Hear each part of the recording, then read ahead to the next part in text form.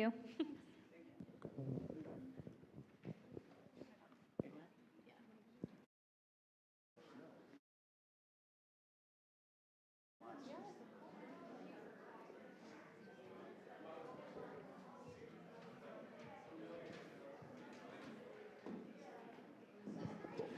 Hello, how are you all doing tonight?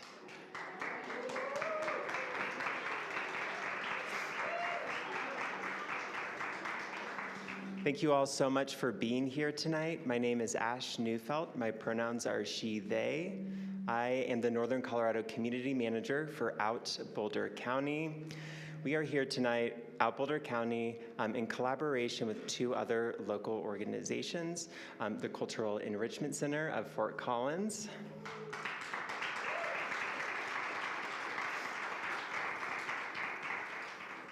as well as the BIPOC Alliance.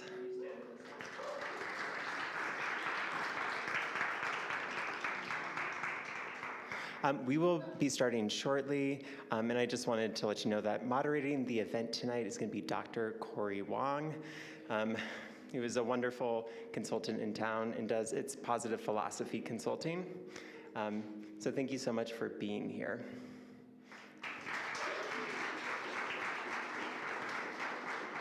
Yeah. And with that being said, I'm going to hand this off to Sean to do some housekeeping, and then Corey will come up and start us off. Thank you all so much. Thanks, Ash. Hi, everyone. My name is Reverend Sean. I'm one of the ministers here at Foothills. It's so good to see you all here. We are a congregation that believes in the democratic process, and this is what democracy looks like in this space. So welcome to our home. Welcome to where we worship, and we think that democracy is a way that we worship together. So thank you for being here. We just want to introduce a little bit about our space. So if you are looking for restrooms, we have gendered restrooms out the door right there. Bruce, if you could wave, you could show where you can exit there, and they're down over here. If you're looking for all gender restrooms, if you just exit out of the sanctuary, around the caution tape, down straight into the building, there into the other building, there's two different washrooms that are all gendered. We still have some food. You're welcome to bring that food. Come sit up front. Are there any other questions about the space that I can orient you to? So good to have you all here. Thanks for being here.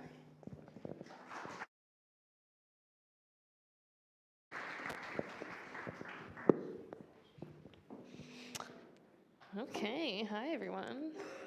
I'm Corey Wong, I use she, her pronouns, and I am excited to be able to moderate this event with you all. I would love for the candidates to join me up here. I think we're ready for that.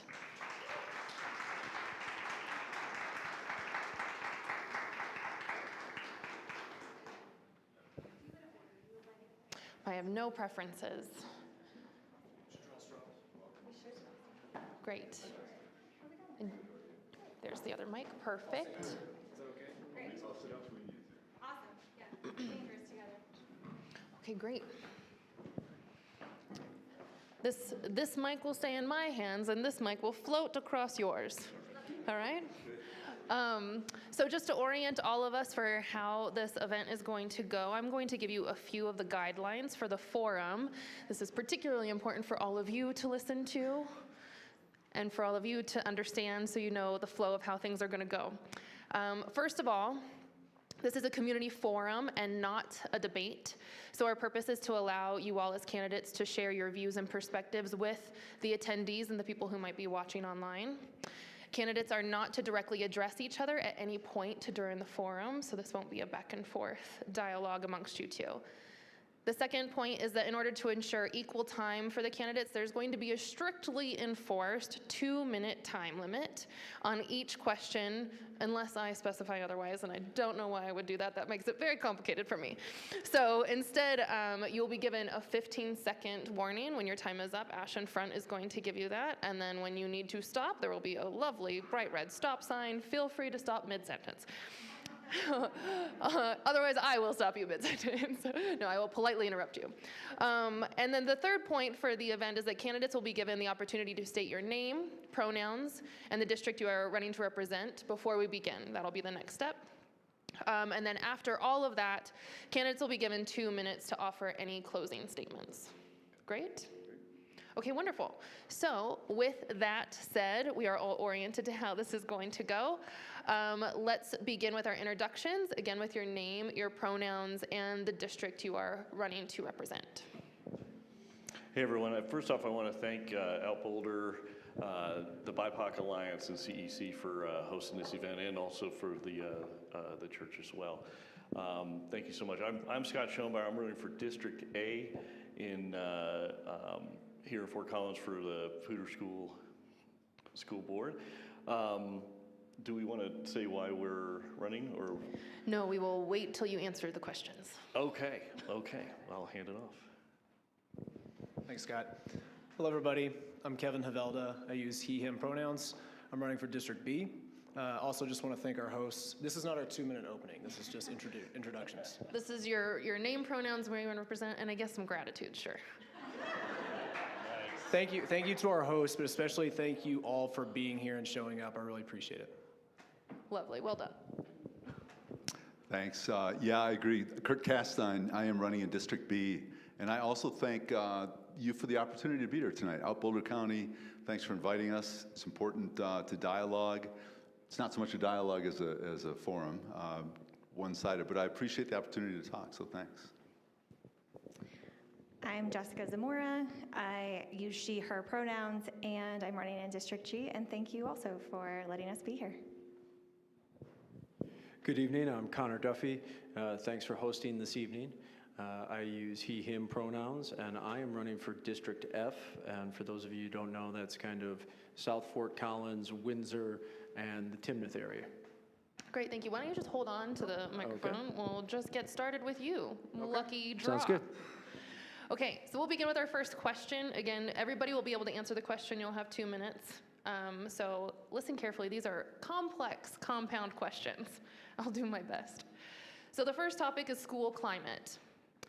Our public schools and all education settings must become spaces where BIPOC, LGBTQ, and all students are safe from societal violence, like discrimination, and institutional harm, such as erasure and bias. What will you do as a school board member to make that a reality? If at any point you need me to review the question, feel free to ask. Okay, you have 2 minutes. So first and foremost, on safety and security, some of the things that need to be taken care of quickly are, we had a security audit through the audit committee that was performed last year, and into this year, we still have a few outstanding items on that. Those things are very important for every student in the building. So those are the loopholes that we've got to get done really quick and tactical. As far as creating a safe space for everyone, I think that hands down, as a candidate and with kids in the district, I feel that everyone is welcome in the public school system, regardless of gender, race, identity, anything. School is a place where you should be able to come in, be welcoming, warm, so that you can learn. How do we do that tactically? Well, I think one of the things that we can do is definitely by empowering our administration to make local decisions. All right? The district will set the strategic policies, but the policy implementation is at the administrative level. I trust our school administrators, our principals, our RSOs, our paraprofessionals to do that work. I think they're doing a very good job. There are some areas where we can improve, but I think that if we let them manage the schools, they do a really fine job in doing that. Thank you. Okay, how about we pass the mic to the right? And actually, you know what, I'm going to ask this question. I don't know how about everybody else in the room, but since we are trying to get to know our candidates, I will ask that you also state your name again before you answer the question, and we're going to be very redundant and keep doing that all night long, okay?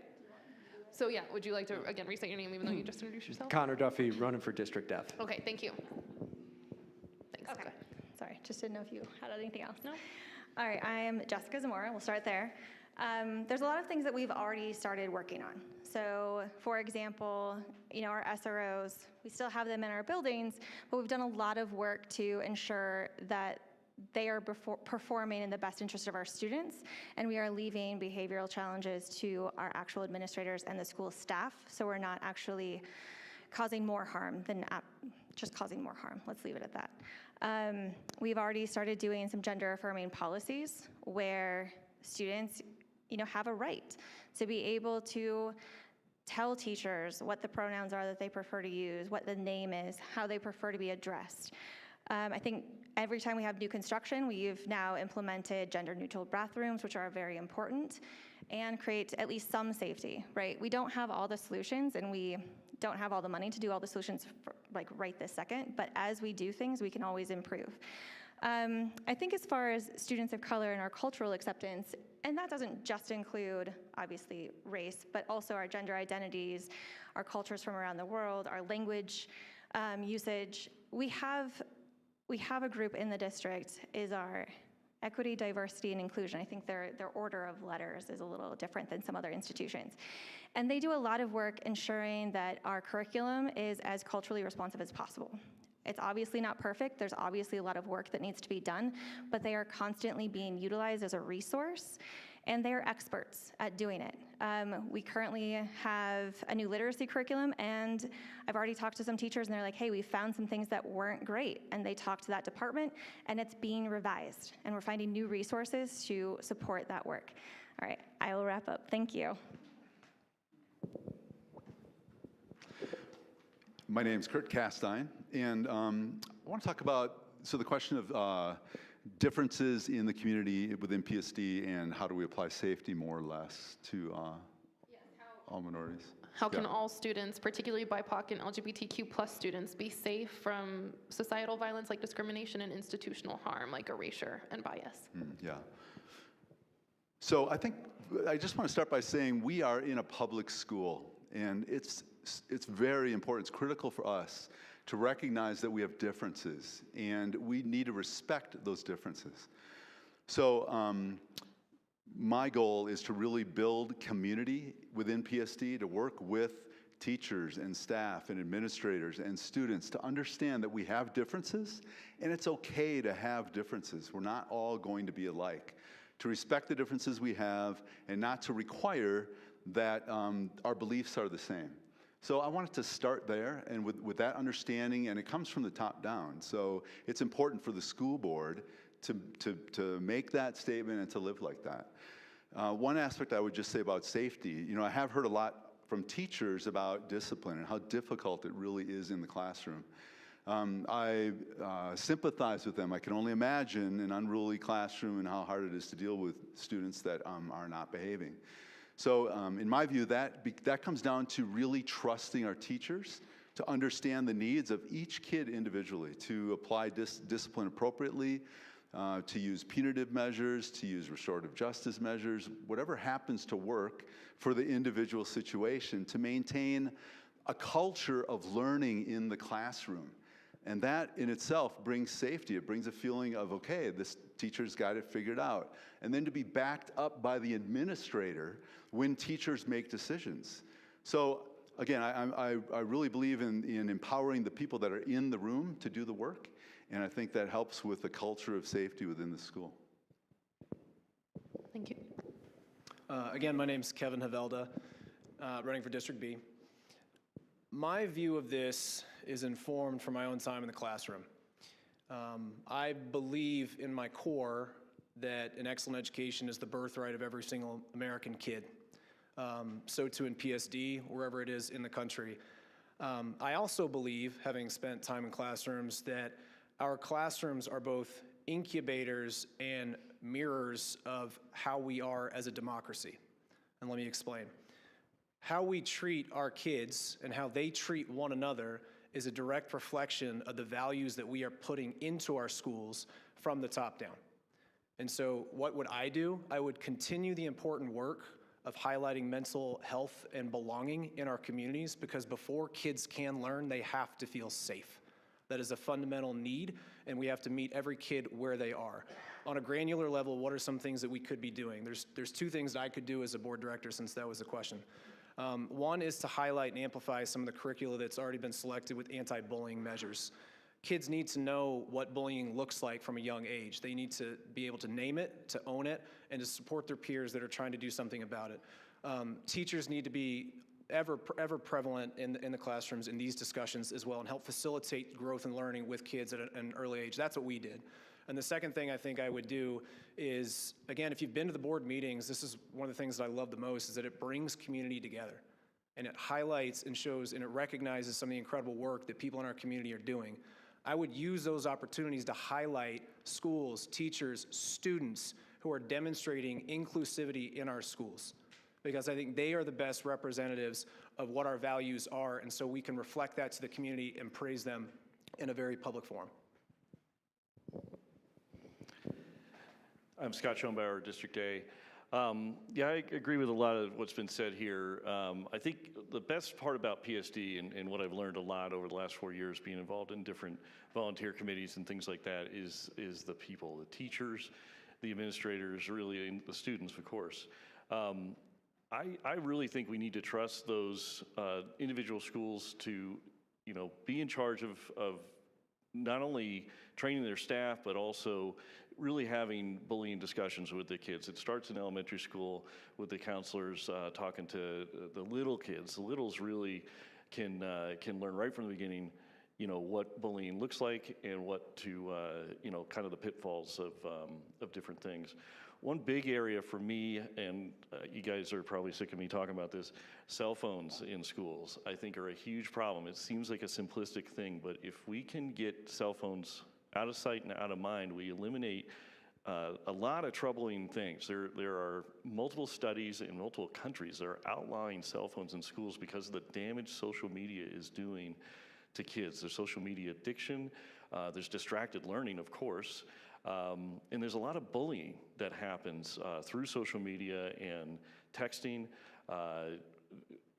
talking behind each other's back in those classrooms through cell phones and things like that. I think we need to give the kids a break from those, have those put away for the school day, and I think we'll see a world of difference with mental health and academics, frankly. Okay, great. Thank you. I'm realizing you just answered that question, so you might be a little exhausted to start with the next one. So how about we pass it to the middle, and we're just going to see if we can make this work as a weird pattern. Okay, this second question is about school resource officers, SROs. It's a complex question, so let me start with a little bit of context. In 2020, the Poudre School Board created a community advisory council to evaluate and provide recommendations for the use of SROs. A substantial investment was made to curate the council, which included dozens of community members and PSD staff. The council reviewed PSD data, incident reports, and responses from student surveys to develop recommendations for the district.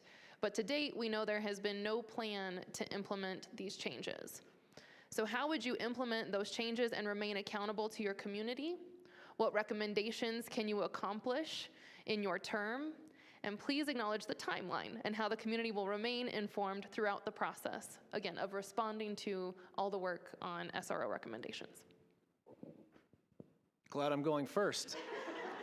My name is Kevin Havelda. I would object to the compound nature of that question if we were in a deposition setting. Since we're not, I'll do my best. It wasn't me. I didn't write it. I'm just reading it. No, it's an excellent question, and I wish I had more than 2 minutes. I think we deserve an entire series of community engagements. I'll start with a recent anecdote. When I went to a board meeting recently, they provided data between incident reports from last calendar year and this calendar year, and they were highlighting and praising the fact that the number of instances and different sort of data points were down this year. And I could see the SROs and the staff, they were really excited by that. I taught an alternative school. I taught some of the hardest kids that there possibly were. And I know for a fact, in my own experience, that hard policies or hardening schools doesn't help. It doesn't meet kids where they are. And I use this adage a lot, but fairness is not giving everyone the same thing. It's giving everyone what they need. Certain kids need more resources. They need more interaction with staff. They need more teachers in their lives, which will obviate the need to have SROs as a part of their daily contact. That said, I am a parent of a PSD kid who's a 5th grader, and I have a nightmare that every day I'm going to send my kid to school and it'll be the last time that I see them, because that's the world that we live in now. So I do think there is a place in our society and our schools for SROs. As far as timeline, I think we have to I'm wearing my Google socks, and my wife made fun of me, but I'm a data guy, and I think the data has to inform policy and inform decisions. And right now we're seeing a downward trajectory of some of these contacts. But more importantly, the contacts that they're having are very positive. We're seeing that they're not being reported, they're not escalating up to get them into sort of the prison pipeline. What we're seeing is, for lack of a better word, it's sort of a catch and release, and then more of a remediation with kids that are having these instances. So I don't have a silver bullet. I don't know where maybe I hit the second or third part of that question, but I'm at 15 seconds. So I'm going to pass the mic and say it's an important subject, an important conversation. I trust our schools, and again, we need to keep padding mental health and belonging. Yeah, Kurt Castline again. So SROs are important in Poudre School District, and I think gotten a little bit of a bad vibe sometimes around SROs that, of course, there are kids that feel intimidated. That's true. At the same time, it's such an important thing to respect law enforcement in general and how SROs represent that in schools. We want to have a very positive image of SROs. We want kids to understand that that SROs are there to support them, that are there to protect them, that they can have relationships, and they do. And I've read the report that Kevin talked about as well. There have been some real positive interactions with SROs and kids. The report is pretty lengthy. It talks about a number of things that might be implemented. It's good timing with a new board to talk about the deployment of SROs in the coming years. As you know, there are real financial difficulties within Poudre School District. How to have as many SROs as we want deployed at the right times in the right number is an important conversation. I don't have the final answer on that. I know we have a lot of data to look at. I know we will engage the community with it, and in the end, we are going to have SROs in our schools. We need to find exactly the role that they fit with the money that we have to support them. And again, creating a culture where kids really trust those folks that are there to protect them. Do you need any highlights of the question again, or are you good? I think I'm good. Okay. We'll see. So Jessica Zamora. And so I was actually at the meeting. I wasn't on the board yet, but I was there as the district advisory board chair that year when the decisions were made. And from what I recall, there was a fair amount of appreciation for a lot of the ideas in there, but ultimately the suggestion was that SROs should be removed, and that was the key part that wasn't followed through with. But I do think there's a lot that we've done to improve that relationship. Now, it's not perfect. I know that there are many students for whom SROs will never be a safe person for them. Sorry, I just want to make sure I get all my pieces. So something that has happened in the last couple of years is our standard operating procedures have shifted dramatically so that schools are using their resources or using the school resource officers wisely, right? So they're only being used as necessary. There's also been a big push to make them educators in the building so that they are more friendly or approachable. It's still not a perfect solution. Now, I've heard in other forums some folks talk about wanting to put SROs in every school, elementary school, every middle school, every high school, all day, every day. And I think that goes too far. I think we're about at our limit right now as far as what is realistic and appropriate. Our bigger schools obviously have many students, and requiring an SRO there is very different than requiring one at an elementary school. The other thing I would like to just say is that, our data has improved substantially. Now, has it improved solely because our standard operating procedures have shifted, or has it shifted because we're actually behaving better? So I would almost like the council to come back and review our data again to see, hey, what have we improved on? What are we doing better? And what work still needs to be done? Thank you. Connor Duffy again. I'm running for District F. I support SROs in the buildings. We do need to improve the process drastically. I think one of those tactical decisions that the board can make is make sure that our SROs are dressed appropriately. When I was growing up, we had SROs. None of them were in full uniform. They were in plain clothes, suit and tie. They were armed, and all the kids knew that. But I think that that's one of the things that reduces that intimidation factor. On the intimidation factor, there is a subset of students that continue and will never not be intimidated by them. We've got to work our hardest to implement policies such as putting the SROs into the classroom and teaching classes that soften their overall presence in the schools. Another thing I want to talk about as far as the SROs is the disciplinary actions that they have taken in the past actually needs to be delegated down to not the SRO levels, but to our paraprofessionals. A lot of those discipline things can be handled within the school, and we don't need to have the SROs involved. Last but not least is budget. It is a big ticket item to have SROs in the schools. We are not going to be able to afford to have them in every school. In the elementary schools where people talk about that, it is just not financially feasible. What the board can do is work with the municipalities that our schools are in, Wellington, Timnath, Windsor, Fort Collins, to rely on their police departments, not in the schools, but in the parking lots. Timnath does this very well. Windsor does this very well, even at the elementary school levels. I think that's something that can be implemented district-wide and will make all of our students safer. Thank you. I don't know how we ended up with you being last again. It didn't work that way in my brain initially. Ready for the next question? Oh, this one. Well, I'm the guy that said SRO should be in every school, and here's why. I don't think, we all, like Kevin was saying, we all worry about our kids when they go off to school, given the current environment. And I think it would just be unbelievably hollow if we said, oh, we didn't do everything we could to keep everybody safe if a Uvalde were to, God forbid, happen here in Fort Collins. So I think the city will be willing, if we need to do even, we can redistribute the budget, but if we need to actually ask for higher taxes to make sure there's an SRO in every school, absolutely they would do it. Right now, we rotate SROs between about 3 to 5 elementary schools. So there are 4 days of the week that a lot of schools have no protection, no deterrent. So if you're looking to attack a school, you just pay attention to that schedule and you can do it. And the most vulnerable. And I know that's not a popular thing to say, but I think, Connor even said they can be outside. That's a deterrent.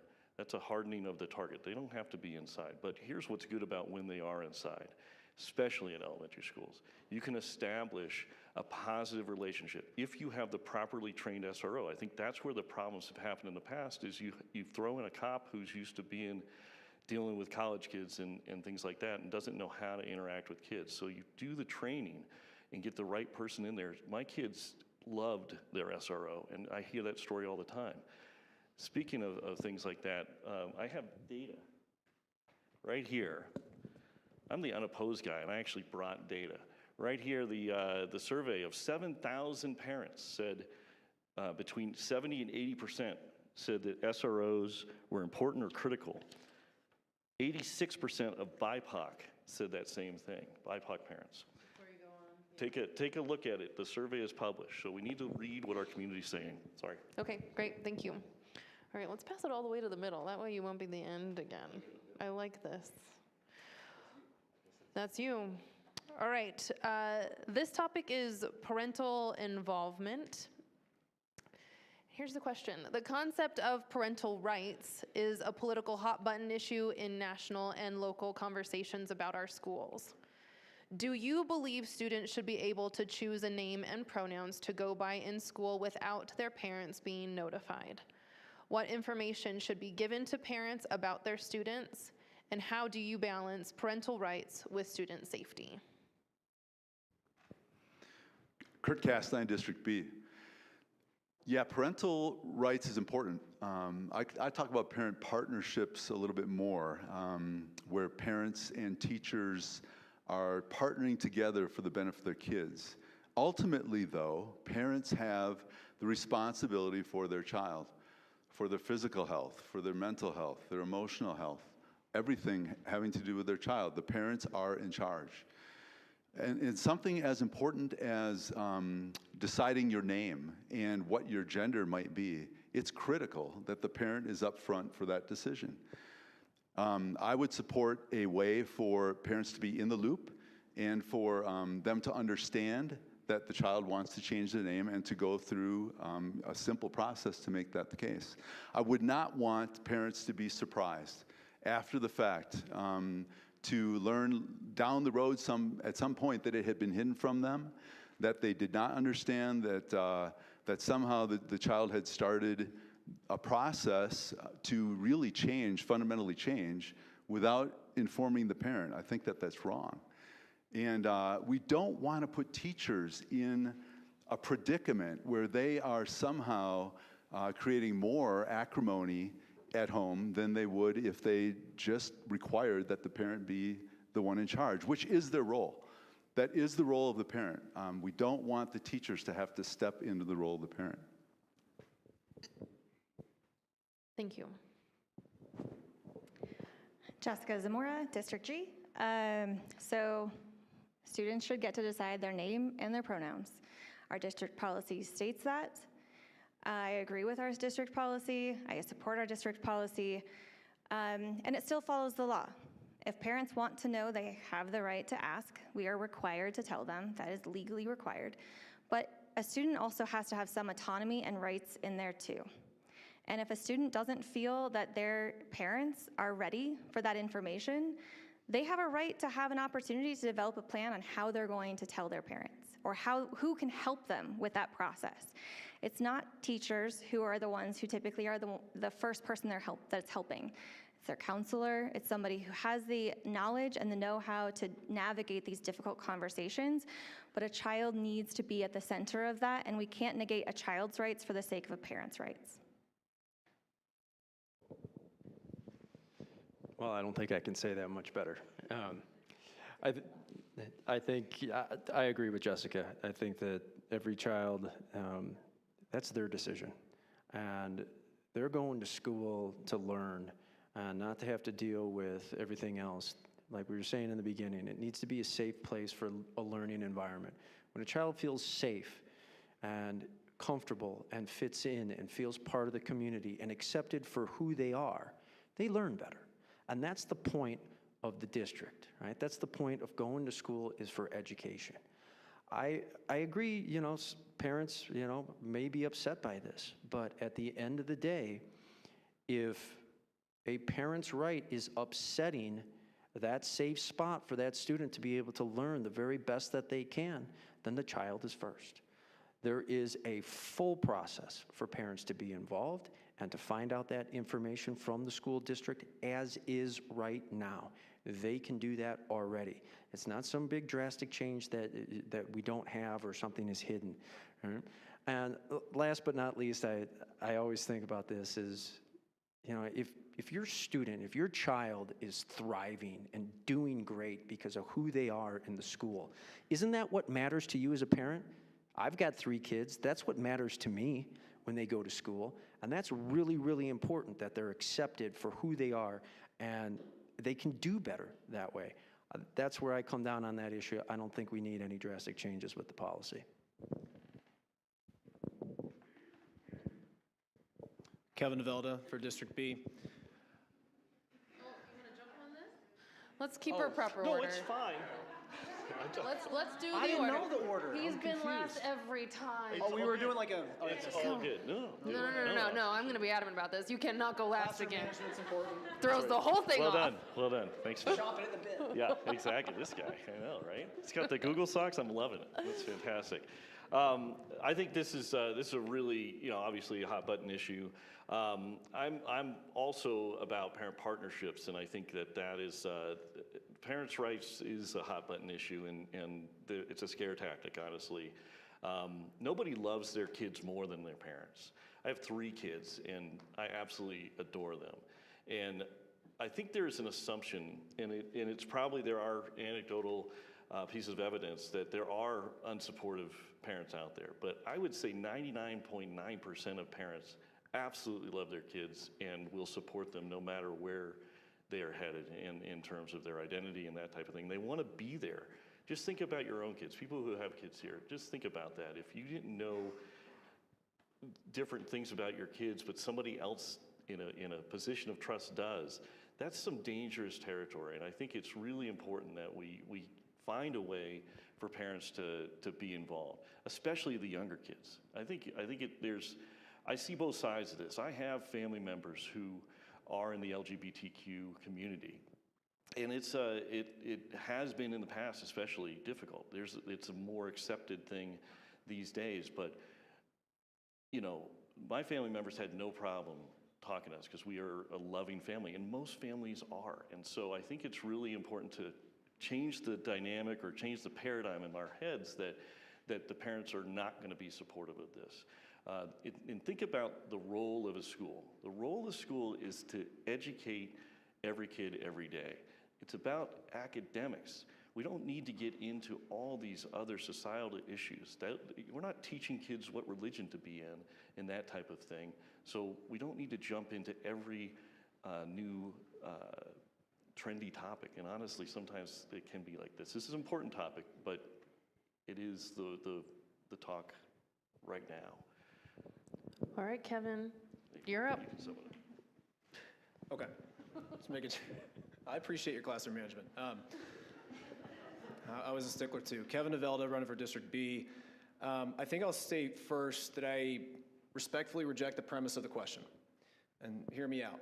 I've been thinking a lot about parental rights and hearing that a lot in national conversations and local conversations. To me, it presupposes that parents don't have rights right now. I disagree with that. There are no embossed invitations in your kid's education. You either show up or you don't. You need to get involved or you don't.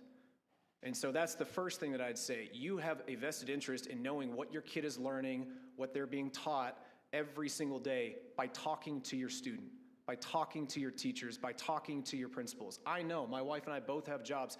It's hard to keep up with the emails. It's hard to keep up with the readers. But these are our most prized possessions, and so I am invested in what my kids are learning every single day.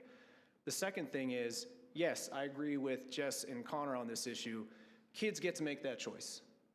And here's why I believe that in my core. Talking about data, there's a study that really caught my mind from Ms. Draper, thank you for passing this along to my attention, that youth that are transitioning in the LGBTQ community have reported that if they have a trusted advisor and mentor in a school building, they are 40% less likely to have suicidal ideation. I'm going to let that stop for a moment. So when we're talking about importance of parental rights versus kids, I'm going to side with kids' right to live and kids' right to be who they are every single day of the week. And if you have a problem with that, you need to get involved. You need to get involved in your kids' education. You need to talk to your parents. I used to call what's the triumvirate relationship between the student, the teacher, and the parent. And they are co-equal in a lot of ways, and they're only strong if they work together. So I reject respectfully the premise of the question, and that's what I believe. Great, thank you. You were so excited to answer that question that I feel like maybe everybody is feeling a little amped up right now. So I'm going to invite us all to take a breath. Whew. We're not even halfway done yet. So if you need to get up or stand up or something, by all means, take care of yourselves. Let's pass it over to Jessica, and we will go to the fifth question.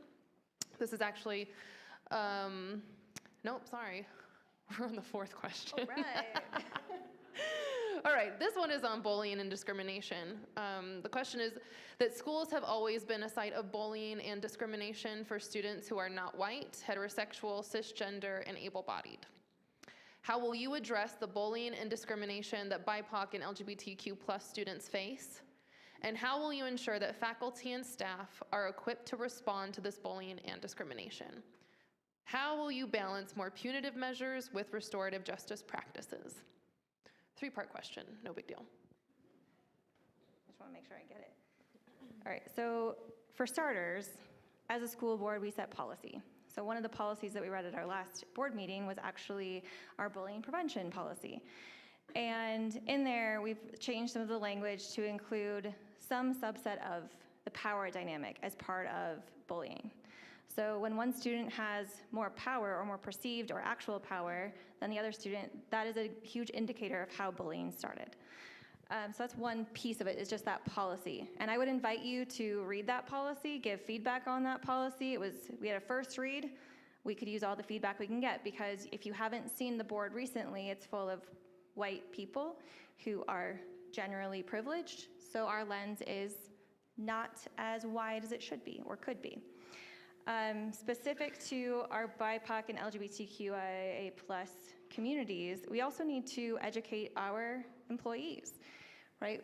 At the board, we don't do this work. We're not in the classroom with students each and every day. We visit, we hang out, we may read some books, but we're not the primary trusted adults.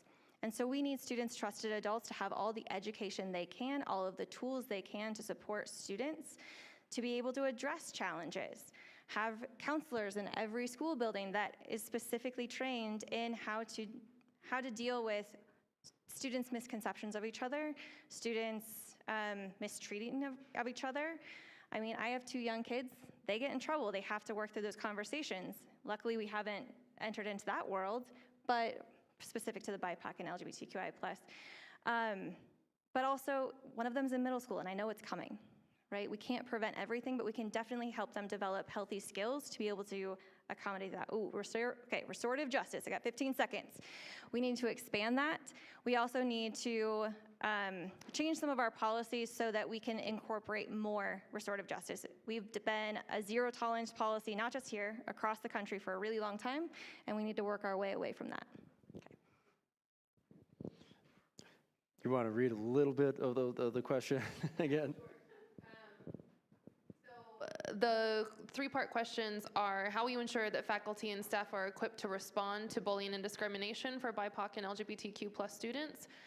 How will you balance more punitive measures with restorative justice practices? And generally, how will you address the bullying? Okay, so Connor Duffy.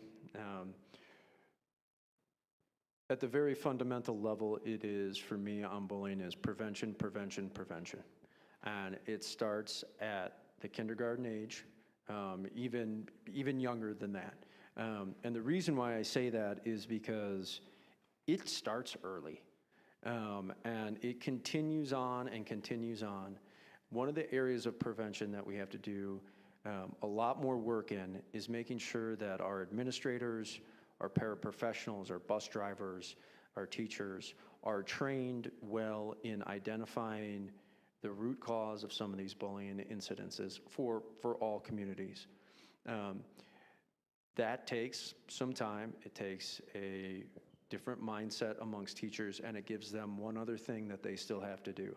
I think the paraprofessionals within our school are in an advantageous position to see this amongst all communities in there, but especially communities that are historically, for lack of a better term, picked on within our schools. As far as the discipline that comes out of this, and what is equitable or punishable, we've got to make sure that once we have the policies in place that are coming down and that we have our teachers trained, that we say to our kids, like, you're either going to do this or you're not, because it's really, really detrimental to a lot of people in the school.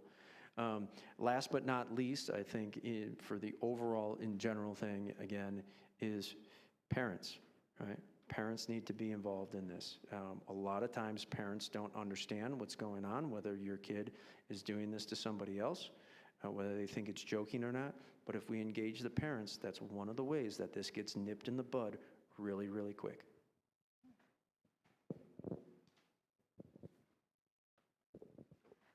Yeah, right?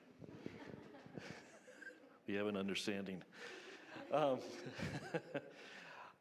Yeah, this is a tough subject for sure, but I think it's important to remember a lot of vulnerable communities. obviously LGBTQ and the BIPOC community, but I think PSD, and we've seen this in recent news, has a big problem with the special needs community as well. There are a lot of parents that do not feel heard. You see it at every school board meeting with a lot of the problems going on. Google Tyler Zanella in the Coloradoan, that is the parapro that was abusing autistic kids, nonverbal autistic kids on the bus for months, possibly the full school year. And it's just absolutely abhorrent that this was allowed. Talk about training, how about hiring practices? We need to make sure we're hiring staff properly equipped to do the job and not have a negative impact. There are a lot of kids that were on those buses that aren't ever going to be the same because of that. And that is something, it's a real tragedy in our district that we need to own up to. In terms of restorative justice, I think there are a lot of positives to that. The one thing I worry about is if you're re-traumatizing the victim by having those meetings. It's obviously up to the victim whether they want to do that or not, but I think there's a lot of pressure to do that, and sometimes that could do more damage. So I think it's important to have consequences when the seriousness warrants it, but I also think it is good to teach kids how to handle those situations, how to handle conflict and that type of thing. Can I bother you to reread the entire question one more time? Because it was a really good question. I want to make sure I don't leave things out, The entire question? if you don't mind. Okay. Schools have always been a site of bullying and discrimination for students who are not white, heterosexual, cisgender, and able-bodied. How will you address the bullying and discrimination that BIPOC and LGBTQ+ students face? And how will you ensure that faculty and staff are equipped to respond to this bullying and discrimination? Finally, how will you balance more punitive measures with restorative justice practices? I think I can get to most of those in 2 minutes. I'm going to talk a little fast. Thank you. Kevin Nevelda, running for District B. I'll start near the end as far as what we do with staff. Again, having been a teacher, I don't think the solution to every single one of our problems is to put more work on teachers and to say it's your job to fix our society, our classrooms, all of our ills. So that said, I do think we could be a lot more thoughtful with some of the professional development that we are requiring our teachers to take. And perhaps before we have a major shift in a curriculum and have a 30-year writing teacher decide that she or he has to relearn how to teach again, maybe we're a little more thoughtful about having some inclusivity training and some sensitivity training about what it means to have privilege, to own it, to see it, and to help bring people into our schools. The second thing, I'll start towards the beginning of that question, is that I don't believe that any kid is born wanting to be a bully. I don't believe that any kid is born wanting to hurt other people. That's learned, and it can be unlearned. And so one of the things that I think we need to do in our classrooms, again, and this is part of a district priority and part of a district value statement, is what are the authors that we are having our kids learn? What do they look like? What do they sound like? Who are they? If kids don't see themselves represented in the material that they are learning, they're a lot less likely to be engaged. And so I'd like to see, quite frankly, a lot less white male authors in our classrooms and a lot more BIPOC, LGBTQ authors as well, so that kids can see themselves in the material that they're learning and be a part of the community and not just a subset of it. I forgot the third part of your question. I'm so sorry. It was what we do to address the bullying, what about faculty and staff, and then restorative justice. Okay, so I think the second and last go together as far as restorative justice and what we do. Again, this goes with the fact that I don't believe kids want to be bullies, that this is an expression of something they are. That said, identifying that and some of those inklings in kids early on and getting them help with a mental health professional in each school is something that I think is paramount, which is why it's a district priority. I'll leave it at that. There's a lot more, I'm sorry. Kurt Castine, District B. Bullying is just another example of where the thing I talked about at the first question I had, where respect for differences is so different or is so important. Bullying is one of those cases where somebody decides that somebody is different and they deserve to be picked on, which is absolutely wrong. There's no one here that would support bullying being okay. There's no one in the school setting that would support it, and yet it happens today. Part of it is, again, realizing from the top down that we have to build community in our schools, that we have to talk about the fact that there are differences, and differences are okay. We have to learn to live with our differences and still have community. When bullying occurs, there are various ways to address it. We talked about restorative justice. We haven't talked about punitive measures, but that's another approach. Again, it's up to the individual case. How severe is the bullying? Is it something that a teacher simply in the classroom can pull a kid aside and say, hey, do you know what you did bullying your classmate? That was wrong. Do you understand the consequences? You hurt their feelings. It's not good. That's a microcosm of restorative justice in the classroom with the teacher and the child that had the offense. Other times the bullying is more severe. When someone who is bigger and tougher and hurts somebody seriously, either physically or emotionally, that needs to be addressed swiftly. The victim needs to be removed from the situation, or the offender needs to be removed, the victim needs to be restored. Those two need to be separated, and there may be very strong punitive measures that are required. Again, it's up to the individual case. We have to say, though, at the top, it's not going to be tolerated. We're going to talk about it. We're going to educate people about when it occurs so it can end. Let's pass it this way, so you can go first this time. And we are leading into some of what Kevin was already bringing up. This topic is on curriculum. So some advocates and people in positions of power have attempted to remove books that represent BIPOC and LGBTQ+ people and cultures, as well as references to the histories and lived realities of those communities from our libraries and classrooms. How would you ensure that books, curriculum, and standards in PSD are fully inclusive and accurate? Thank you. Scott Schoenbauer, I keep forgetting to say that. Yeah, I think I'm not for book banning. I don't think anybody here is for book banning. That's another hot button issue that kind of gets projected onto to local races. So I'm for really, kids need to learn how to critically think. That's one of the big things you get out of an education is how to be a critical thinker. Not what to think, but how to think. And I think that's really important. So it's good to have a variety of books. Some of the controversy is with age appropriateness. I'm in favor of age appropriate books being in the different schools. When there was a controversial book, when my kids were in elementary school or middle school, the teacher would send home a permission slip saying, hey, we've got some sensitive topics. It might be of sexual nature or it might be violence.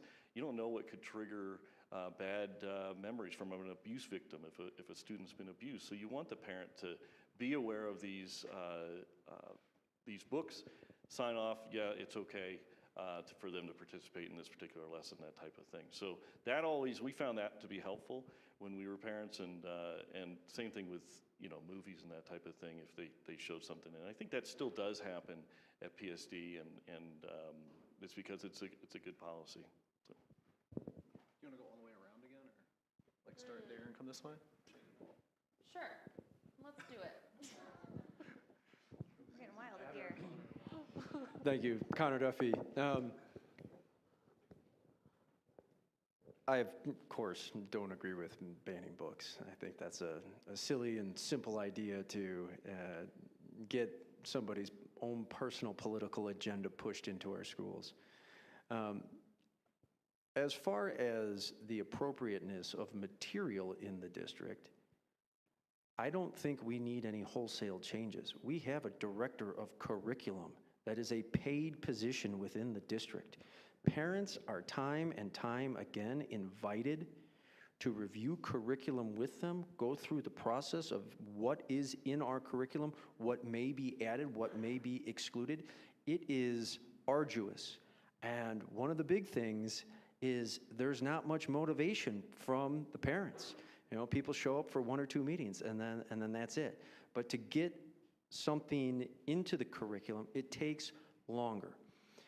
On that same note, when there has been any kind of controversy in the district over curriculum, I'm very proud that we always, and seem to in the past, have been more inclusive than exclusive. And the reason why I'm proud of the district on that is because with somebody with kids in the district, I want them to learn all viewpoints. It doesn't say that you have to agree with them, but but you're going to learn about them because it's somebody's viewpoint, and their viewpoint is just as valid as the one that you hold. And I think that if we continue to do that as a district and we make our curriculum broader with more depth, then our children learn better, right? We don't want to just have curriculum that comes from, on high. Here's the facts, regurgitate them to us. We want to be able to give our children a broad curriculum and say, what do you think about that? And when we do that, we graduate better members of the community. Jessica Zamora.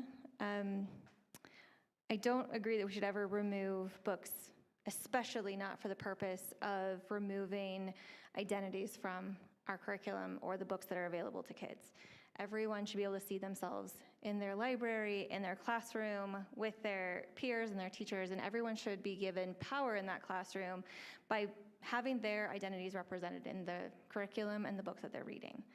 Now, things that we do as a district, now I'm not an expert at curriculum, but we do have district employees who are.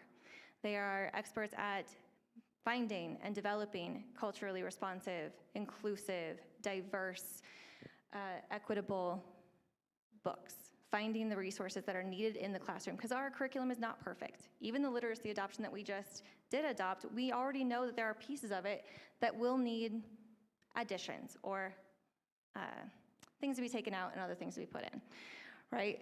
Because there's no curriculum out there that's perfect. It's just not been a priority. But it is becoming a priority. When we did our literacy adoption this last time, we did look for, does it match Common Core standards? But we also looked for, is it culturally responsive? Does it include more identities? Now what we found, there was no curriculum that was perfect. And that's just because there's not been any school districts large enough to make that happen and be able to pay for it. But as one large school district in Colorado, we can have a voice and we can continue to tell the publishers that that's what we're looking for. That as we find holes in our curriculum, that we can give that feedback and say, hey, because so much of it's online right now, can you fix this? Can you edit this for the betterment of our students and their education? What else did I want to say with 15 seconds? Lots, but I'll have to do. Kurt Castine, District B. I think the question was about curriculum and how it's developed. Is that right? Can you restate the question? How would you ensure that books, curriculum, and standards in PSD are fully inclusive and accurate? Yeah, so again, Kurt Castine, District B. I think it's important to have a curriculum process, a process for developing curriculum that is repeatable and used consistently within the district. I think we have that in PSD. I paid attention to how the literacy curriculum was developed. I was at the board meeting where the literacy curriculum was presented. Nate was there, Jessica was there. We talked about the committee that had developed the curriculum, the steps that they went through to evaluate it. In the end, there was several criteria that were evaluated, and folks on the committee could sort of vote whether they thought that those criteria were met and to what extent. There was an opportunity for folks to object strenuously, to say, hey, I just don't support this curriculum. Along the way, the experts were involved, that the literacy experts in the district were involved, of course, to bring the latest state-of-the-art knowledge about literacy to the table. Parents were involved. They could help steer the curriculum that was chosen. So it was a real community effort. I think it was a pretty good process. At the end of the day, we, as a school board, have to say whether or not the requirements have been met, whether the standards meet what has been targeted, whether there are enough, is there enough diversity included in the curriculum that we're evaluating. So I think it's a good process. I think we should continue to use it. And I'm pretty satisfied with the process as it exists. It just depends on the school board evaluating the criteria at the end to see if it was met. I'm sorry to do this. Can you say it one more time? Yes, we were talking about people are trying to remove representation of BIPOC and LGBTQ people and their cultures as well as histories and lived realities. So how will you ensure that books, curriculum, and standards in PSD are fully inclusive and accurate? Great question. Kevin Novelda, running for District B. I think I'll stand with the priorities that we have in this district, and I want to address something that it may be an elephant in the room, may not be, but I personally, and as a board director, disagree with the notion that we should be sending our kids to school to learn things with which only we agree in our own worldview. We are entering our kids, and the third district priority is graduate with options. Not every kid may want or elect to go to college and take on an intense financial burden, but there are two district priorities that are really important that I think are worth further discussion and further study. The first is literacy. What does that mean? What does it mean to be a literate democracy or a literate graduate, to go through your PE class and understand that you can read things? That is a fundamental requirement, and as a former English teacher, I would say how we accomplish that is by first deferring to experts. I am not a math teacher. I don't think my thinking as a parent should supplant those of experts that are saying that based on increased understanding in psychology and how our brains learn and get information, I don't think my 30-year-old education that's outmoded should probably have the same voice as those that are studying this and doing this business every day. So to what Jessica was saying and what Connor was saying and what Kurt was saying, the process is good. It's an informed one. It's an important one. There are many voices. As a director, highlight the process that's currently happening and make the value statements that we want to be more inclusive with the curriculum and with the choices of books that we have available to our students. I think I already answered that. Did you start? I started. Did you start? No, we did. Great. I'll answer it again. We're making better time than I thought. Okay, excellent. Thanks for the reminder. So this is about places of belonging. There's more context here, so I'll say a little bit more before we get into the questions. One of our sponsors and hosts, the BIPOC Alliance, recently opened its first ever community space. Within the first month of opening, they have already experienced harm with people outside of the BIPOC community entering the space and questioning their right to exist as a space and organization that serves BIPOC folks. This type of harm and questioning is what makes it nearly impossible for BIPOC and LGBTQ+ and other marginalized communities to find places of belonging, even those intentionally curated. If this is happening in the broader community by adults to adults, it's likely happening among our youth in our schools. These are the questions. What is the importance of places of belonging in schools and the community for BIPOC, LGBTQ+, and other historically marginalized students? How will you ensure that those spaces actually serve the populations they are intended to and are supported by the Poudre School District? Since you started, do you want to pass it to somebody else? I can go again. It's okay. Okay. You sure? Okay. I'm good. Yeah, so this is a really important question. So I think every school should be a place of where people feel safe, no matter what their identity. We're trying to educate every student every day. That is the stated mission of PSD, and we need to do that. With PSD, though, we have a really unique strength, and that is our different types of schools. We have a school choice here that's very much utilized because different schools serve different interests and populations and things like that. And I think it's really important to remember, as we saw last week, think about Polaris. Polaris has a very large LGBTQ community, and they've worked very hard to build that. And we heard at the school board meeting, we heard testimony from several students who talked passionately about how much Polaris meant to them and how it literally saved their lives to be able to go there and finally find a place where they belong. Same thing with Centennial. Well, those are two of the schools that we're talking about consolidating and blending with other schools that may not have a similar culture or student population. I think that's super concerning. I think everybody here should be concerned with how those decisions were made and presented to the community. It was a hugely controversial thing where there was no community outreach. In fact, the superintendent kind of just made the decision and started announcing it to the staff and students on his own with some feedback from the school board, but nothing in public. And so I think as a school board, we really need to make sure that when we're talking about these major issues and potentially breaking up these cultures that have been built over decades, we need to really respect those cultures and talk to them first. Do you want to take it on? Okay. Kevin Novelda, District B.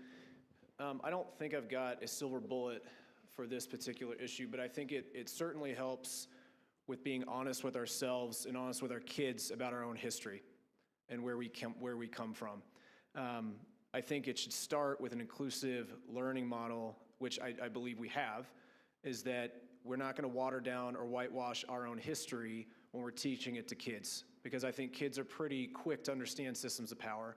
I think kids are pretty quick to understand dynamics and the value statements that the district above is putting on them as individuals. So to answer your question about safe spaces, I think safe spaces should exist for every kid, especially vulnerable kids in every single school, and they should know where those are. And second, I think as board members, again, I believe in positive reinforcement, positive praise from my time teaching.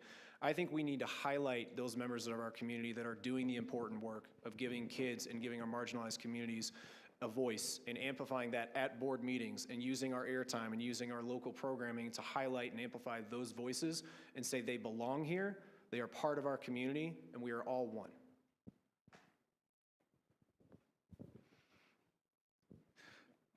Kurt Castine, District B. Yeah, so every child, every individual for that matter, deserves a right to be a part of the group that they want to identify with.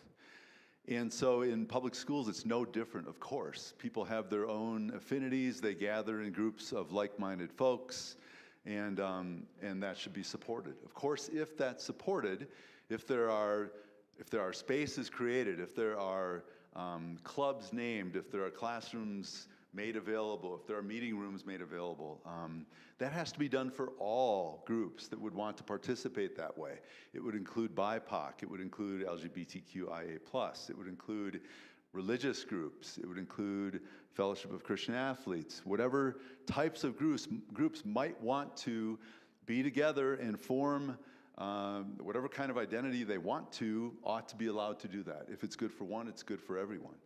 I suppose the question might arise, when is it requires staff support? And then it becomes more of a resource issue, and that might be something that is not quite as simple to say that we need 100 different groups in a school with 100 different staff people supporting them. That's quite impossible probably. But I don't see any reason why to curtail that unless we said, boy, it's just better if there's no groups that are allowed to have sort of this affinity. We're not going to give them a space to meet. We're going to say that it's just completely academic. Then there can't be any groups that meet together. Then they can't have any sort of a space or any sort of affinity at school. And I don't think that's what we're about. I think we want to try to enable as many as we can in our public school system. Can you read the question again, please? Yes. What is the importance of places of belonging in schools and the community for BIPOC, LGBTQ, and other historically marginalized students? How will you ensure that those spaces actually serve the populations they are intended to and are supported by the Poudre School District? So, I think this question comes up a lot, and not just for kids, but folks overall, because we need safe spaces for everyone. And our BIPOC and LGBTQI+ kids in particular, tend to be more marginalized, more bullied, more othered than many of our other students. And to Scott's point about Polaris, sorry, I know I'm not supposed to talk to people, but we brought up Polaris. I think part of the reason that Polaris feels like such an opportunity is because Polaris is incredibly inclusive. Now, I recognize that pushing that out into other schools may not work as well as just recreating it. I can see that. But also the hope that every school could have that level of inclusivity is something I aspire to, right? And as far as clubs and those safe spaces go, that's part of our belonging. That's one of our core beliefs as a school district, is that every student will find a space to involve or be involved, to be, man, words are hard today, to find their space where they belong. Right? And how do we keep that safe? I think in schools you have an advantage because you do have many adults who are able to either sponsor clubs. If it's a club that requires sponsorship, you have an adult readily available, and it's already somebody that the students trust because it's somebody they've chosen to sponsor that club.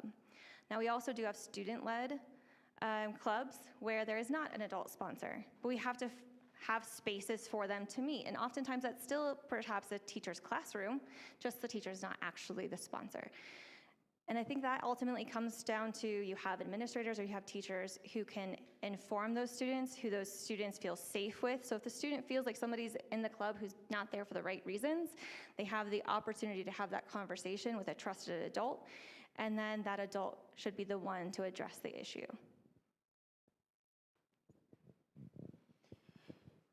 Thank you. Connor Duffy, again, running for District F. I think the tone is set at the top.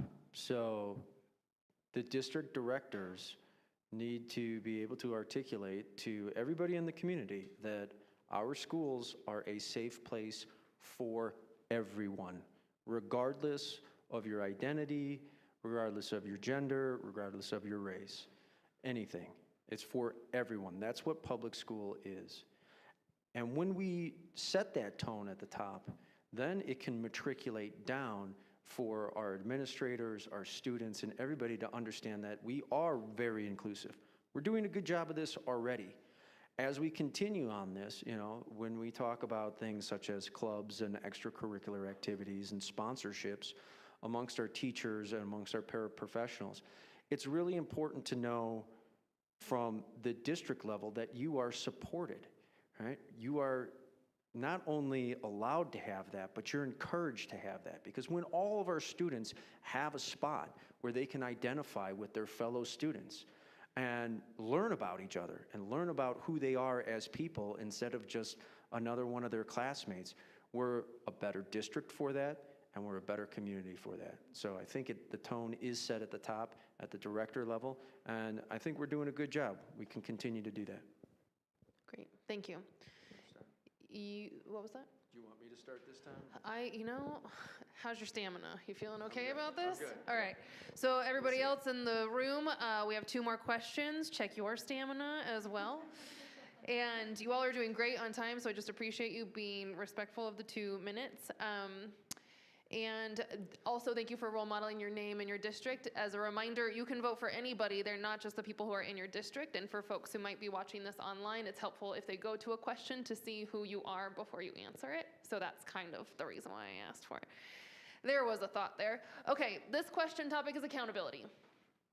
How will you hold yourself and other school board members accountable to the people you serve? Give us examples of how you will ensure you are keeping the community informed so that you can receive and act on direct, informed community feedback. So once again, Connor Duffy, running for District F. Thank you for this question because it's really, really important.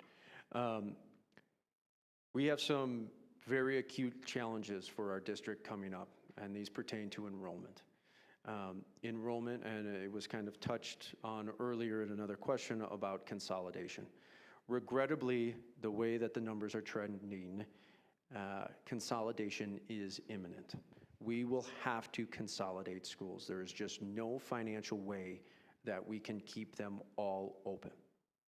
That's in the 5, maybe hopefully 7-year time frame. We have probably 3 years of really being able to get out in the community as a director, not only in your district, but as a district as a whole, and not only get feedback from the community, but present the community options for what we're going to do. I'll say right now, there are no good options. Okay? Nobody is going to be really, really happy with this. We've got to do our best to make sure that we do this process and we tackle this challenge in an equitable manner. One of the ways to do that and instill in our community that we are doing that is by getting out in front of our constituents. That is a major role as a director. You're an elected official. You got to get up there and take it from the fire hose, whether you like it or not. If I am elected as a director, that is exactly what we will be doing in the next 3 years. Do you want me to go down? You're going to go first next time. I'm just going to let you know you'll start the next round. Well, all right. I Good to decided it. know. I don't want any more surprises. Okay, last question. That's me. All right. So I think accountable to the people, as one of the, or actually the only board member, currently serving board member up here, I can tell you, very recently, I had to admit I made a mistake. I've had to apologize. Right? Humility is an important quality in any leadership position. And by admitting a mistake, I can also then garner information from you. I have read 300 emails, at least, probably more at this point. I have met with each and every person who was requested to meet in the last week and for the 2 years before that on other topics, but just not as back-to-back. And I've heard and I've listened, and I will continue to do that. If you need a meeting, if you need something to be said, and you need me to hear you, I will make time for you. I'm trying to remember if there was another piece to this that I needed. How will you missing? hold yourself and other school board members accountable? Okay. So holding myself accountable is really listening to you. And you're going to know what I've said to you. And if I'm not doing it, you're going to call me out on it. So part of my own accountability is you holding me to my word. And me holding myself to my word to the best of my ability, but you're also going to know if I miss it. As far as other board members, we are individually elected. So while I can't enforce anyone else's behavior or decision making, I can also share the context that you tell me. So as I have meetings, I can share that information with other board members because it's pertinent to all of us, right? And ultimately, I think, we do a really good job as a board of trying to work together. We definitely don't agree on all things, but we are always civil, we are always kind, and we are very respectful and good listeners. Okay, I see my time is up. I forgot my name, I'm sorry. Jessica Zamora. You're gonna get it. Oh, G, thank you. You're welcome. Kirk Castine, District B. I was a city council member years ago. I served 2 4-year terms on city council. I learned a lot. It was an eye-opening experience, and it was valuable, very valuable. Much of that, I'm sure, parlays into today. Some of the things that I developed during that time, in terms of accountability, so email is very important. Lots of emails. I had a full-time job. You can't respond to emails immediately, but I generally would get to them in a day. I had just a personal accountability measure. I get to my emails within a day. Phone calls, likewise. If I got a call during the day, try to return it at night. If I got it at night, by the next morning, let's return the call. So, within 12 hours or so, get around to responding to phone calls. With a full-time job, volunteer positions, you have to set rules like that, not maybe as on the spot as folks would like, but within a reasonable time frame. But only being responsive, reactive is not enough. I had quarterly meetings when I was a council member. So what I would do is I would reserve the Harmony Library, a public space. I would invite the public to come, and I would invite certain staff members to be there. I would say, hey, we're going to come, we're going to talk about issues that are affecting you. It was generally stuff that was happening in the next 6 months in our agenda. I would set the agenda to say to folks, here's what we're going to talk about, and I would also have a Q&A session at the end. So it was a regular quarterly meeting. People could come, they would hear what I had to say. I had plenty of time for them to say what they wanted to say, and then we had staff people there to answer questions as well from the experts, or to take ARs, actions, to follow up with later. I'll do that again. And then in terms of keeping each other accountable, you lead by example. But then also there are times when we will have to pull together as a board and say, hey, people aren't getting heard on this topic. You know what? We should have a public meeting and get some Q&A. Kevin Avelda, District B. I'll start by answering the question by saying, I vow and I promise to everyone, if you vote for me, that I will continue to use the words, I don't know. I think we tend to forget that our elected officials are not perfect people. They sometimes make mistakes. They hold themselves accountable. They say they're sorry. I'm not going to be a perfect board director. I can promise you that. But I will promise to listen to my fellow board members, to try to engage in all the McNuggets of everything that we're trying to decide, not just the surface level, because that's who I am, that's how I'm wired. This is really, really important to me. Education runs deep in me, and I'm passionate about it. I can talk to anyone till I'm blue in the face about it. So this is a job I very, very badly want, an unpaid volunteer position I don't think I've ever worked so hard in my life for. That said, how to hold each other accountable. As an attorney, I believe that we can't have a frank conversation about a case or anything until we at least identify what the evidence is that's not in dispute. And so I think my commitment too is, as far as accountability to and from the community, if there's gonna be a big decision made, if there's gonna be a big vote made that relies upon a crucial piece of information or data, you deserve to have that. That's what I believe. And I do think sometimes we also forget that this is not just a democracy, this is a representative democracy. We elect people to make decisions for us. So on that note, since the consolidation news has kind of been brought up, one thing I'm doing right now is still talking to the parents of the affected and impacted schools. I'm trying to meet these parents and the teachers at their schools in some of the spare time in my workday. I want to hear from them, and I want to have a steering committee made up before one is made up for the people, because I think they are the best arbiters of who the best leaders are and experts in their school, and it's my job, again, to tell them, I don't know, and I will listen. I'm going to try to collect my thoughts. Kind of hungry. You said McNuggets, so. That's what you got. That's what I got out of that whole thing. Thank you very much. Just got stuck there. Anyhow, no, all kidding aside, this is a really important issue. I think one of the things that has come across from the school board, and this is, I don't totally blame them, because during the COVID years, things got a little crazy in those school board meetings. So they changed public comment and the policies. I would change them back to what they were before and kind of model things after what the city council is doing. Right now, someone will get up there, give their comment, and all they get is thank you for your comment and move along. There's a feeling of not being heard. There's an aloofness that I think people see from the board, and that I know is not intentional. I know a lot of the board members, and they're not like that, but it comes across that way, and I think that's a bad public perception that the school board needs to get past.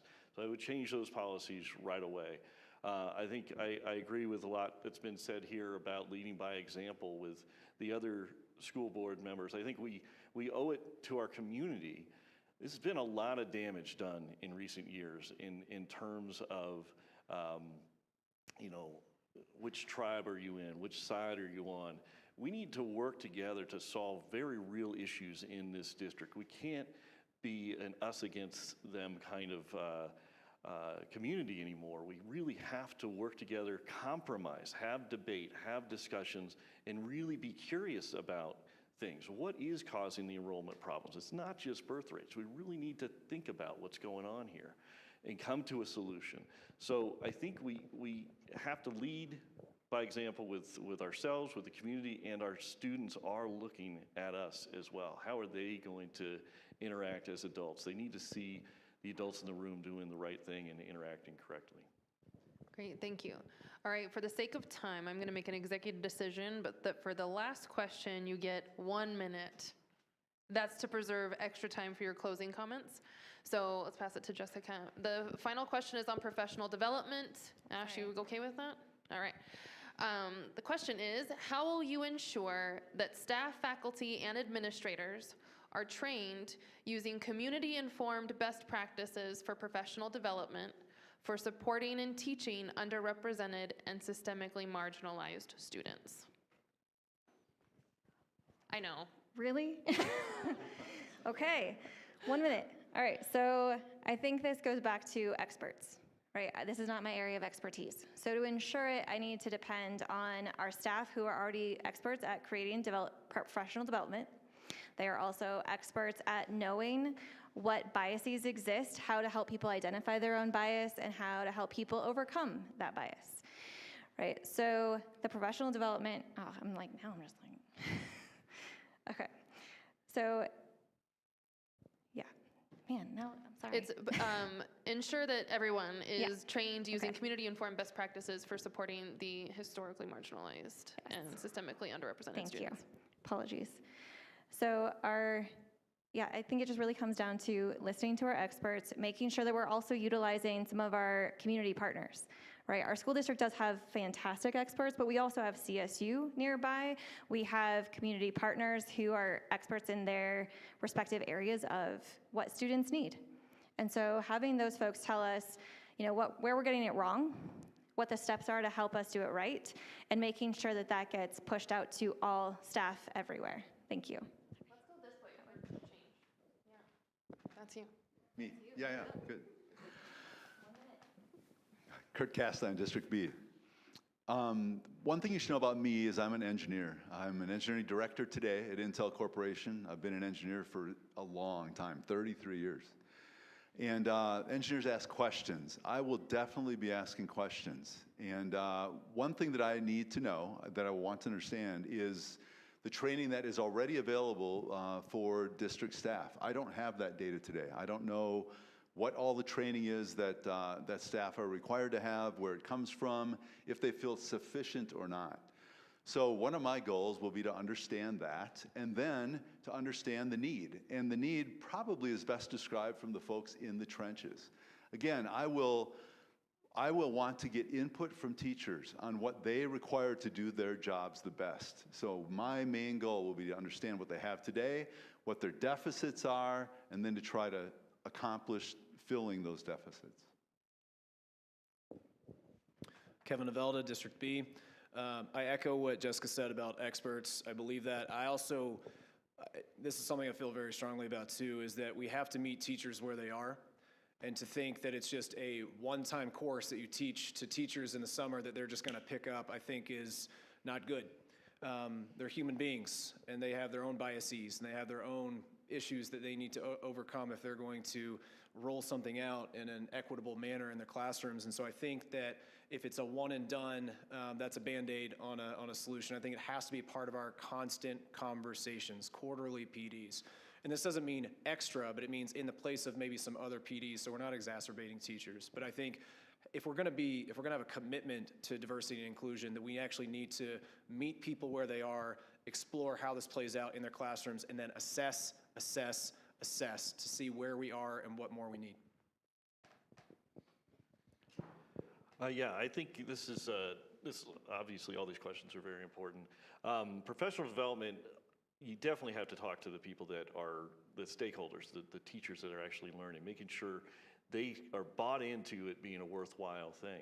Also, when we talk about experts, we got to make sure the administration does the work to know that they're experts, that they're bringing to the table. They're not wasting people's time.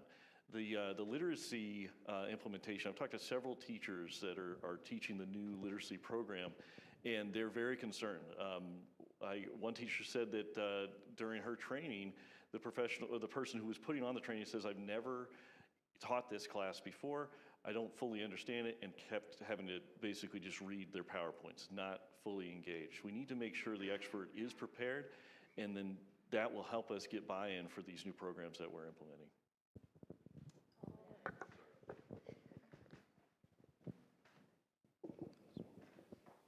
So I would start off by saying flexibility in the professional development area.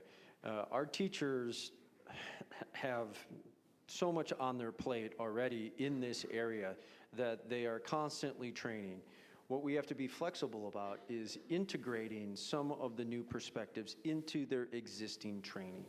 It's got to be integrated into all of their training so that they have a better understanding in their profession of what they are going to deal with in the classroom. That's really, really important. I also want to make a clear distinction. This isn't something that I see as another training and another training and another training, because what ends up happening is we constantly seem to be ping-ponging back and forth about all these different trainings, and quite honestly, it burns the teachers out. So flexibility and integration of those curriculums within their existing training, I think, is the best way to go to have the most qualified professional development programs for our teachers. Great, thank you all.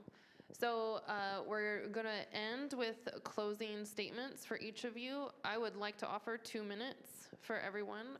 That'll put us a little bit over the time. So you have up to 2 minutes. No need to ramble if you don't have anything else you wanna say. But Kevin, I don't think you've started more than once, so can we start with you? Kevin Velda, District B. I'd like to begin my closing remarks by stating my why and why this is so important to me. My first year teaching in an alternative school in New Orleans, 2 of my students were shot and killed within 2 weeks of each other. One was 18 and couldn't read his first name. The other was a 13-year-old that was murdered because he wouldn't join his rival gang, and so as an entrance exam, the kids killed him. 2 kids within 2 weeks, and it has haunted me ever since. And I got asked this question recently that, those problems are in New Orleans, they're not here in PSD. A recent census has suggested that 7% of our children live below the poverty line here in Larimer County. To put that to an actual number, that's roughly 26,000 kids that may go to school without knowing where the next meal is going to come from. That don't know what home environment they're going to go home to. As a school board director, we do have to focus on academics. We have to focus on making our schools as strong as possible, but we can't ever forget that there are kids that go to our schools that depend on our schools for more than just books and mortar. They depend on it for community. They depend on it for their development of who they are. And so as a board director, I tend to glean on my experiences teaching in New York, teaching in New Orleans, and also highlighting the excellent work that PSD is already doing and some of the work that it's doing, particularly for mental health and belonging of our students. My 5-year-old goes to these schools, and there's a reason that we chose PSD for that, because it's focused not just on academic excellence, but also on the holistic approach to educating an entire child so that they enter this world and become good community members and good neighbors and good people. We all live in Fort Collins, and it's a wonderful place to live, and our schools should be a direct reflection of that. If you don't want to vote for me, that's totally fine. You have great people up here that are also committed to doing great work. But if you are interested in voting for me, I'd ask that you tell 3 people about this school board race, because people don't know about it and they need to know how important it is. Thank you very much. Thank you. Let's go this way. Nice. Yeah, I would love to also share why I'm running. I'm a father of 3 kids. 2 of them are already out of the district, had a wonderful experience. I have one still at Rocky, who's also having a great experience. And my motivation to run, though, is that real-world preparation. I run a small business. I hire kids coming out of high school, and have found they're woefully unprepared for the real world. And I think that's something that we're responsible as the adults in Fort Collins to make happen. So I think it's important that we talk about, there's different groups that are very interested in this race and in the schools. And we keep talking about these different separate groups, but really it's all the students. There's 30,000 students that we need to get up to the point where they can be the best version of themselves possible and go out and thrive.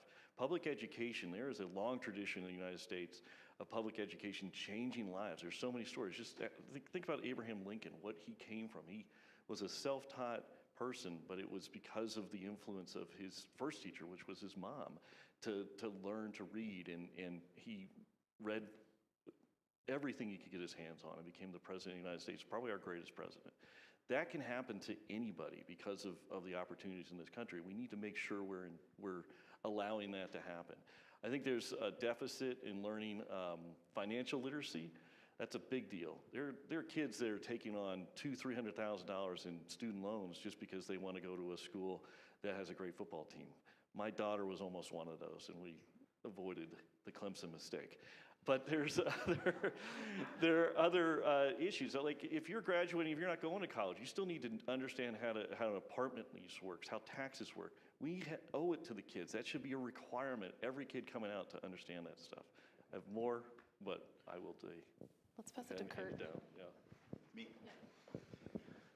Kurt Castine, District B. I really appreciate being here tonight, being a part of this conversation. I really do. I've been knocking on doors for a long time, since the beginning of August. And it's hard work. It's really interesting. I've had some amazing conversations. Every time I go out, I learn something new about myself, about the district, about the people I'm talking to. It's really been an outstanding experience, although it is very difficult. I give folks credit up here for running. It's a hard thing to do. But when I come to some doors, I say, hey, I'm Kurt Castine, I'm out here, I'm running for school board, and they'll look at me and they'll go, What? Why do you want to do that? Because people realize how difficult the job is today of public schools, period. It's a tough environment. There's a lot of different opinions about things, a lot of struggles to understand how to do things right. And so when I get that question, I appreciate it because it gives me a chance to take a deep breath and take a step back and say, yeah, you're right, it is a hard job. But it's important. Our kids are important. There are 30,000 kids in the district that need a good education. And it's for them and it's for me. I have selfish reasons. I want kids to do great so that our city thrives, so that our state thrives, so that our country thrives. Investing in our kids is no better place to invest. I think it's just exactly the right point to try to impact our country. I have lived in this town for 29 years. I'm invested. My wife and I raised 3 wonderful kids who attended PSD. I'm on in my career now. I work at Intel. I'm nearing the end. I'm not done yet, but I'm starting to think about what's the next thing. I can't think of a better place. I'm available. I'm making myself available, and I'd like to serve. Thanks. So Jessica Zamora, just make sure we continue that thread because I think I missed it a few times. And thank you just for having us. Thanks for hosting and listening. So I'll just kind of go really far back. I got a really good education growing up, a spectacular education. I was very well prepared for my future. And then I went to college and I got an engineering degree. But while I was in engineering school, I found a lot of peers that would have been phenomenal engineers, but their math skills just weren't strong enough to be able to finish that program. And so they switched and did something else. And so I became a teacher instead. Because I knew I could be a good engineer, but I also knew that my passion for making sure that other people had that opportunity was greater. And so I taught high school math. I have 2 young boys. We moved to Colorado. I tutored K-12 math. I have taught GED courses. I currently am an adjunct professor at 3 different community colleges because I continue that effort of ensuring that other people have the opportunity that I was given. Now, the reason I got on the board in the first place was to actually continue that work, but to also give the same opportunity that my children have. My children, I went to the kindergarten, like back to school night or the parent invitational before he was even a kindergartner, right? Trying to decide what school to send him to. And I went to one school. I went to our neighborhood school. I had planned to go to others, but I didn't need to after parents' night. Because the first thing that principal said was that they're gonna make good people. Because what I missed, and when I first became a teacher, was that, yeah, I wanted to make people great engineers, and I wanted people to have the opportunity to do all the things that they wanted to learn, but I also need them to be good people. And the thing is, the schools that my kids go to are exceptional. They have phenomenal test scores, but they focus on people first. And as a school board director, I've been here for 2 years. That continues to be my focus. That continues to be my priority, and it will for the next 4 years. Okay, I've got a lot to say. Thank you. Connor Duffy, District F. Thanks everybody for coming this evening. I really appreciate you showing up because a lot of times it's just candidates kind of sitting around talking to ourselves. I'm running for school board for a myriad of reasons, but most importantly is because I think that our school district right now is doing a very good job. Do we have some challenges that we have to face in the future? Yes. But the district as a whole is doing a good job, and I want to help to improve that and continue on that path. Some of those challenges that are coming down the pike are going to be very difficult, like I said. I had somebody call me the Debbie Downer candidate the other day because I keep talking about the challenges that we have. But they are serious, and one of the reasons why I'm running is because I want to be a part of those decisions. And the reason why I want to be a part of those decisions is because if we get them right, we can come out of it a better district, a better community, and we'll have better outcomes for our students. That's really, really important for me. My wife and I had the opportunity to pick where we wanted to live. And the deciding factor to be in Northern Colorado and in this area was PSD. I want to have other families that are thinking about moving up here to have that same opportunity and say, oh, wow, that school district, they're doing it right. because our district is doing it right. It's showing good outcomes. I'm super happy. I had parent-teacher conference today. Super happy with the outcomes for my personal kids, and I want to see that for everybody's. Thank you very much for coming tonight, and again, my name's Connor Duffy, and I'm running for District F. Thank you all for your answers to the questions, for taking the time to help us all understand your positions on them. And I want to thank you all for coming and attending, particularly Out Boulder, the Cultural Enrichment Center, and the BIPOC Alliance for organizing this for our community.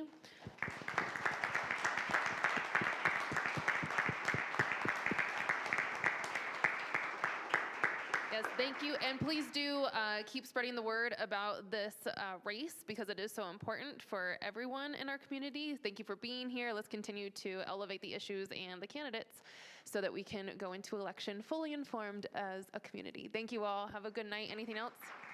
Yeah? Okay, we got one more announcement. Just wanted to give a quick announcement that we're having a Thompson School District School Board Candidate Forum this Thursday at Loveland Tap in Tavern. Thank you all so much for being here. Thank you, Dr. Corey Wong.